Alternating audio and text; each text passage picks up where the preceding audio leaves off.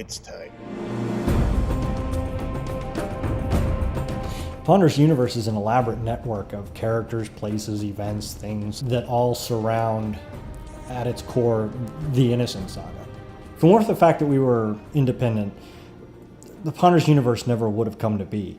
One of the reasons that I created the Ponder's Universe was because the core group of actors that I used over and over again were in all the films, and they pretty much always played the same type of character. So I thought, well, why not just keep having that character be the same person over and over again? With all the actors playing the same roles over and over again, a large continuity was created. And I did the very best I could to stick to that strict continuity. If somebody died in 1993, then they had to stay dead. There were some cheats here and there where, given the nature of the Ponder's Universe, when you threw immortals into the mix, like vampires and werewolves and folks like Jeff's character, you're able to kill somebody off, like in Doughboy's case, or Lance Peterson's case, and then bring them back as an immortal. So I cheated from time to time, but that was really the beginning of the Ponder's Universe, was being able to work with the same actors over and over again, and create a continuity, and have those actors play the same characters over and over again. I thought we were pals. I thought we were beyond all that. I didn't fucking cross you, Joey. Did I cross Donovan? At the core of the saga, and really the whole entire Ponder's Universe, is a test of friendship. One of the most important things, if not the most important thing in my life, is friendship. And I wanted to show through my films what friends do for each other, and what they will do, and what they will sacrifice for one another. And the best way to test that is through the risk of death. That's one of the reasons why violence plays a role in my films. Is without that violence, there's no ultimate test of friendship. If you're willing to sacrifice your life for somebody, that's a pretty strong friendship bond. The betrayal of friendship, the guarding of friendship, and the loyalty of friendship, those were always key themes to all of my films. Interesting. What? It's not like I'm a rocket scientist or anything. It's a complicated story. It's a fun story.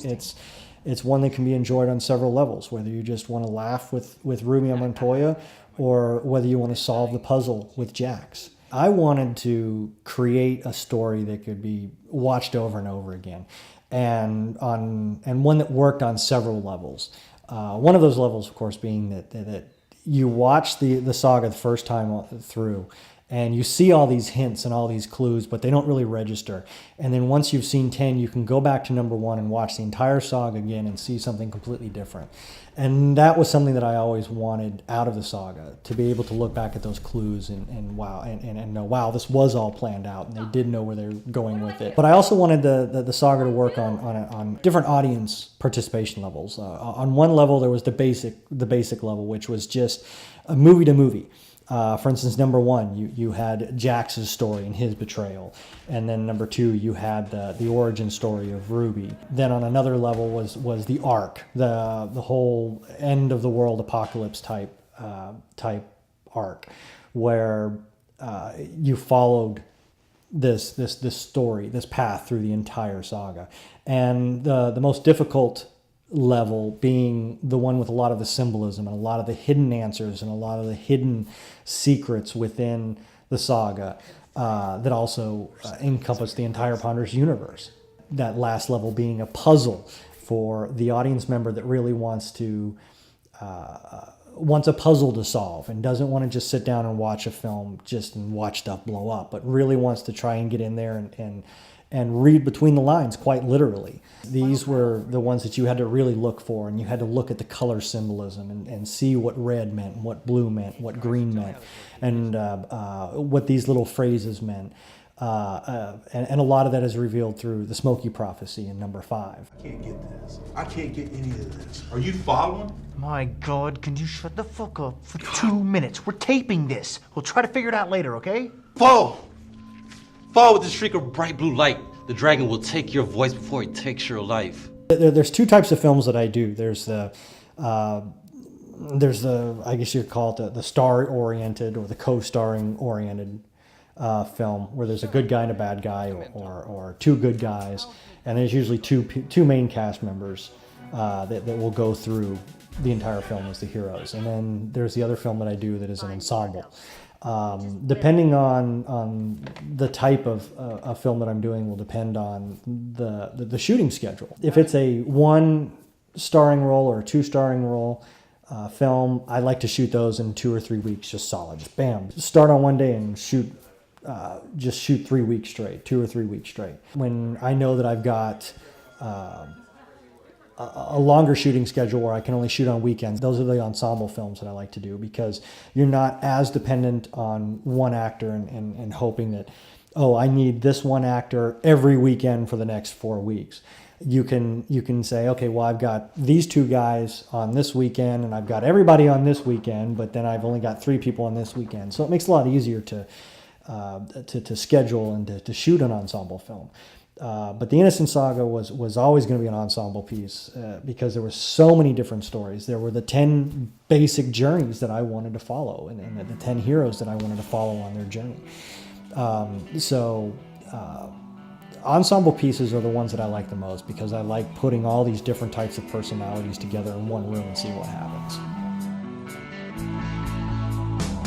One of the ways that I write films is when I'm in the truck driving around on long vacations, long road trips, whatever. I've got the music blaring, got the music playing, and I'm thinking up scenes. I'm thinking up action scenes. I'm thinking up great lines and this and that. And music was always a key to me writing my films. And there were always very important musical pieces that I wanted to use in the saga. When you've got no money, you're never getting those songs. You're never getting that music. And some of those songs are reflected in the titles of some of the films. Of those were some of the songs that I wanted in the saga. Probably 100 songs that I wanted to use, and some of those I still pay homage to in the script. Sometimes a character will just say something that refers to what should be playing on the radio at that time. There's some something.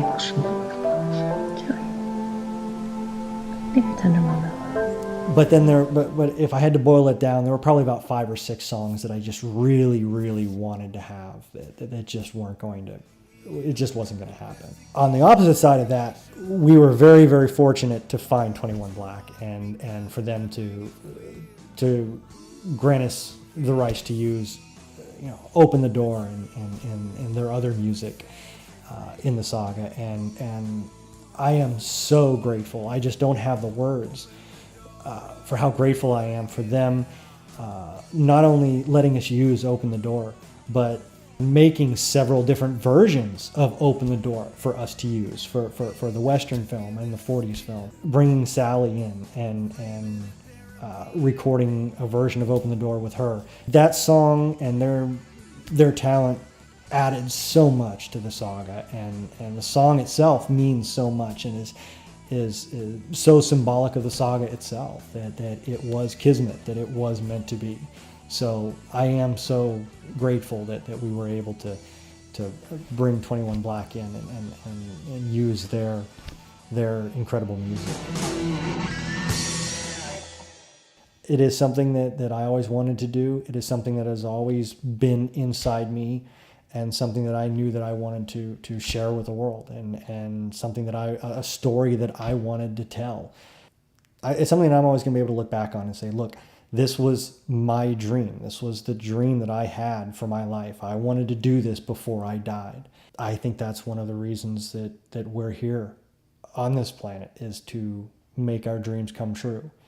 And if your dream is to make a 10-film saga, big budget or no budget, and you get it done, that's something that no amount of criticism can ever take away from you.